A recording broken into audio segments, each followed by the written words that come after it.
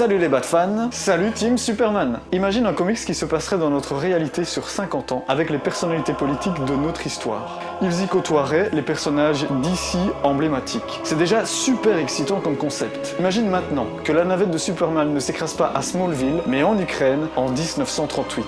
Ce génial comics s'appelle Superman Red Son et a été adapté en animation. Attention, cette vidéo contiendra des spoils. Camarade, prépare ton super mug et une lichette de vodka, je t'emmène en Russie. За ваше здоровье!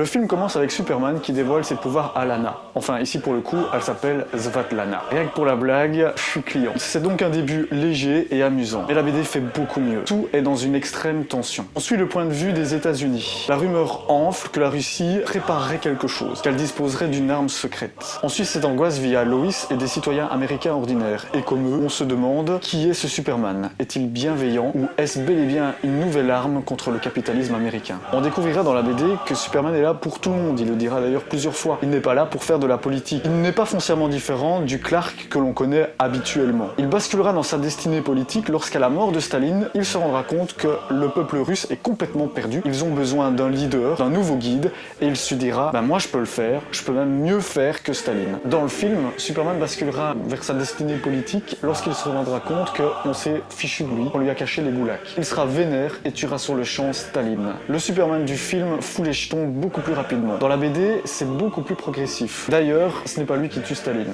Revenons sur les goulags. Ils ne sont absolument pas du tout mentionnés dans la BD et c'est une bonne idée du film. C'est d'ailleurs là que Superman va rencontrer Batman enfant. L'origine story de Batman est beaucoup mieux faite dans le film puisque Batman va tisser directement une haine profonde envers Superman. Dans la BD, il ne va jamais rencontrer Batman enfant. C'est son meilleur ami, le chef de la police, qui lui expliquera qu'il a dû exécuter des rebelles, à savoir les parents du futur Batman. Ce personnage, donc son meilleur ami, ne sera jamais repris dans le film. Et c'est pour moi une grosse erreur, j'y reviendrai un petit peu plus tard. Passons au cas de Lex Luthor. Sa psychopathie a été amplifiée dans le film, surtout avec la séquence de Bizarro. Les États-Unis veulent eux aussi leur Superman. Il fait preuve d'énormément de sadisme lorsqu'il décide d'augmenter la force de sa chose sous les yeux horrifiés de sa femme. Cette séquence est clairement sublimée dans le film, c'est une réussite. C'est moins le cas concernant mon passage préféré, le combat entre Batman et Superman. Dans la BD, c'est beaucoup plus dramatique. Batman a clairement réussi son coup, Superman a perdu, il est à genoux. Son seul espoir, c'est Diana. Et pour ça, elle doit briser son lasso. Il va supplier Diana de le faire. Elle le fera. Elle sera détruite psychologiquement. Leur amitié sera également brisée. Superman sera lui aussi anéanti. Avant de se suicider,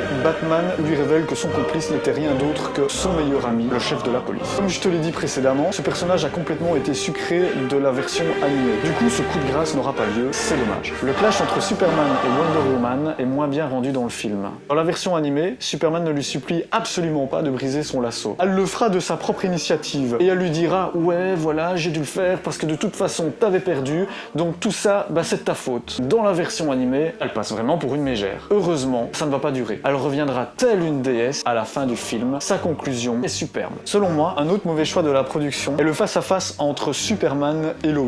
Dans la BD, c'est un moment très riche en suspense et c'est très excitant. On se demande quel est ce fameux plan de Lex pour anéantir définitivement Superman. Je n'ai pas rencontré ce frisson en regardant la version animée. Je pense qu'ils auraient dû le laisser tel quel, ça ne nécessitait pas une adaptation. La toute fin du comics n'a pas non plus été gardée dans la version animée, et c'est dommage, moi je trouvais ce twist assez savoureux. En conclusion, l'adaptation est une réussite au même titre que la BD. Dans le film, les scènes d'action ont été allongées et sont beaucoup plus épiques. Ils ont également ajouté des scènes qui ne se trouvaient pas dans la BD, et c'est assez judicieux, comme le mur de Berlin, ou une géniale conversation entre Lois et Superman qui résume à elle seule la dualité entre les deux nations. Je dois quand même reconnaître que la BD m'a donné beaucoup plus de frissons. Si cette vidéo t'a plu, un pouce bleu me fait toujours plaisir. Petite nouveauté pour la saison 3, je te donne rendez-vous chaque dimanche à 9h30. Tu découvriras un nouveau concept, les archives de Bruce. J'ai hacké le Bat-ordinateur. Plus que jamais, vis ta Bat-Live à fond. Svetlana Stavoska. Svetlana Stavoska.